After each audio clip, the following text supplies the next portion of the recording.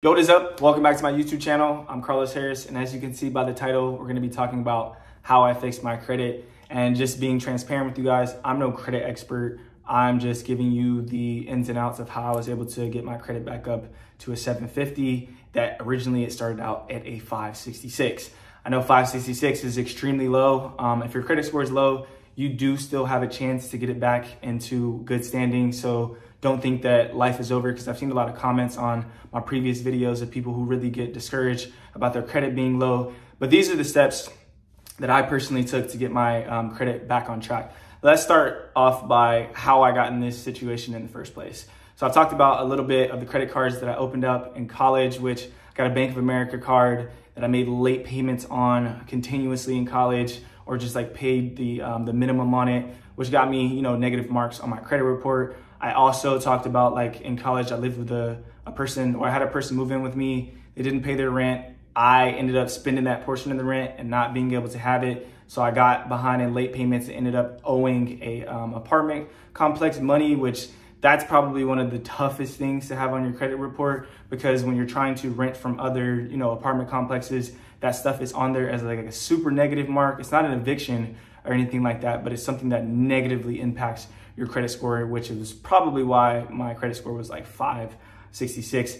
Had other couple of credit cards, a federal student loan that was on there, like a total of like 7 negative marks on my credit report for a grand total of $10,604, if I'm not mistaken. Yeah, $10,604 is what I owed to a bunch of different companies, and that ultimately tanked my credit score down. So all the negative marks, the late payments, the apartment stuff really tanked my credit score in the early, 2018 is when I started to kind of look at my credit and stuff like that, because I was trying to get a place and I couldn't get that place at all because I still owed money to an apartment complex. But now we're going to talk about how I got back on track. And fortunately for me, when I lived in Frisco, Texas, our neighbor, Ricardo, had a company called MSI Credit Solutions, which they go after all the negative marks and stuff on your credit report and try to get those things removed. He ended up helping my dad get like a number of things removed off his credit report,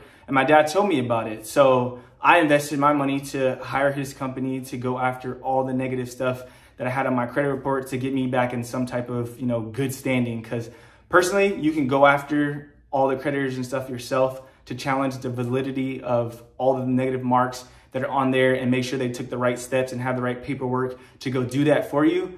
You can do it personally, but that's not my expertise. So I went over there and hired them. And then over the course of time that I was enrolled within their program, they were able to get 6 out of the 7 negative marks off of my credit report, which ultimately boosted it up. So I think around 650 at the time. So that program really kickstarted me being able to get my credit back into, standard of credit. I don't know, it's like an average maybe, because I think around 650 is maybe an average credit score, a little bit below.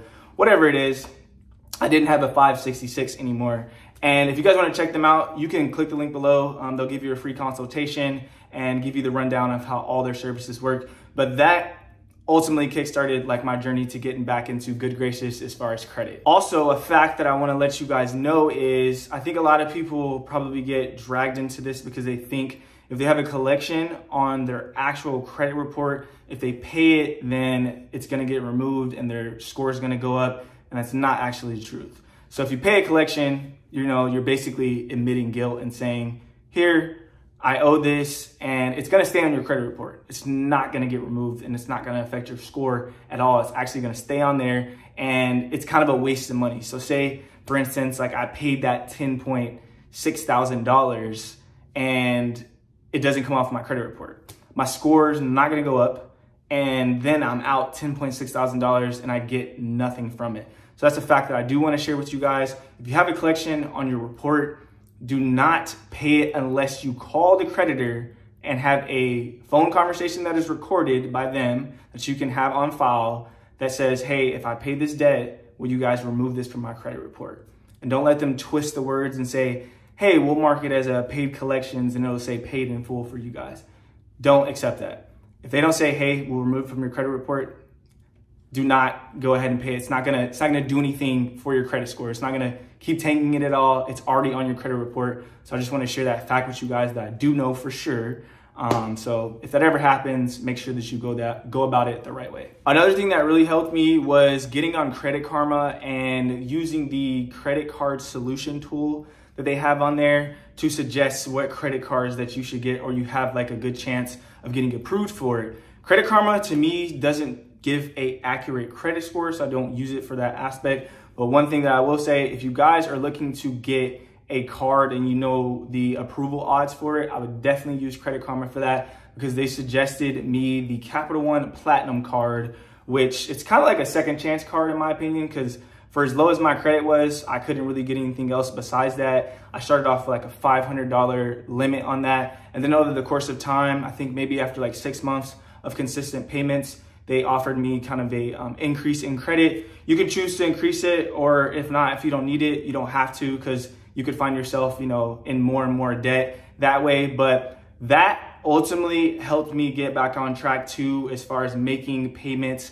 on time and building more credit history, which if you don't know, credit history or credit length is a deciding factor in your percentage of your credit score. That is really important. So the more credit length and history that you have, the better off things are for you. So that was a beginner step, is getting on Credit Karma, finding a card that I had really good approval odds for, because it'll tell you, you know, no, it's not likely you're gonna get it, likely, high chances.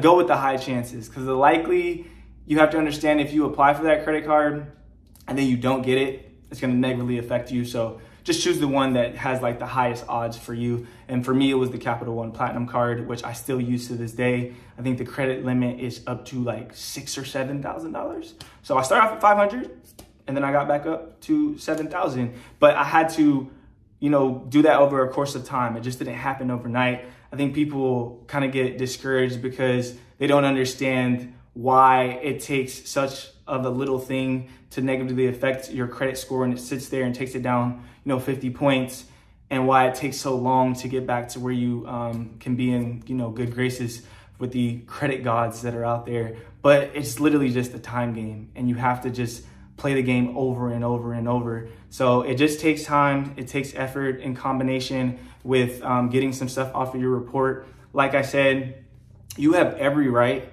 to go after these, you know, debt collectors yourself and challenge the things that they have on file, and making sure that it's has validity behind it. That's not saying that you don't owe the debt. You can't go in and say, well, I don't owe this. You have to challenge and make sure they have all the paperwork and stuff together. And that's what the MSI, you know, credit solution company did for me on my behalf. I don't want to have to deal with a headache. So I would highly suggest using someone, and they've been featured in multiple articles and stuff like that. And they've helped a lot of family, friends, and myself. So I only do testimonials on stuff I've personally used, and I really think this is a really good company that you guys should check out. Another thing with keeping up with my credit score, I use MyFICO. This is a monthly subscription that I do pay to see all my credit scores across each one. What is it? TransUnion, Experian, and then Equifax.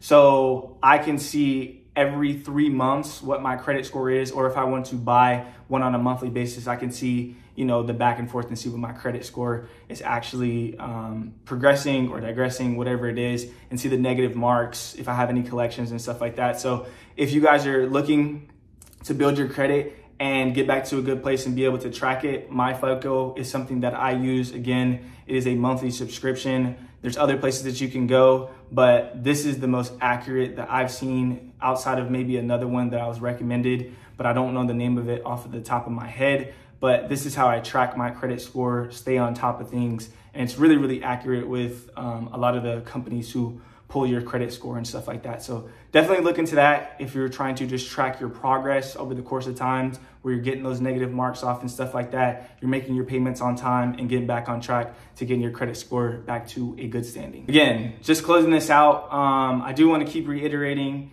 with the combination of getting the negative stuff off my credit report and then building the length of my credit history and paying and making payments on time, I'm able to get my credit score back up to a 750. That's 2018 to 2023. So again, it takes time. Do not get frustrated. Do not think that you can't get back to where you need to. You literally just have to take the steps to get there and just grind it out over the years.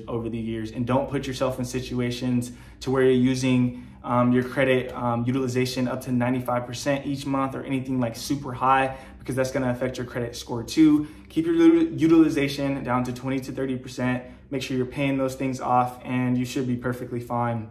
But that is the journey of how I got my credit back on track and was able to get back to a good place to where I can go get approved for stuff. I can get an apartment, I can get loans, I can, do a firm, uplift, all that great stuff without any problems. But if anybody's struggling with their credit, again, I highly suggest clicking the link below, checking out Ricardo's business, MSI Credit Solutions. They will do a free consultation for you. They will let you know all the negative marks and stuff on there, pull your credit report, and then let you know exactly what they can do for you and the packages and stuff that they have. So hope you guys enjoyed this video. Hopefully it was helpful for you guys, and I will see you guys in the next one. Peace.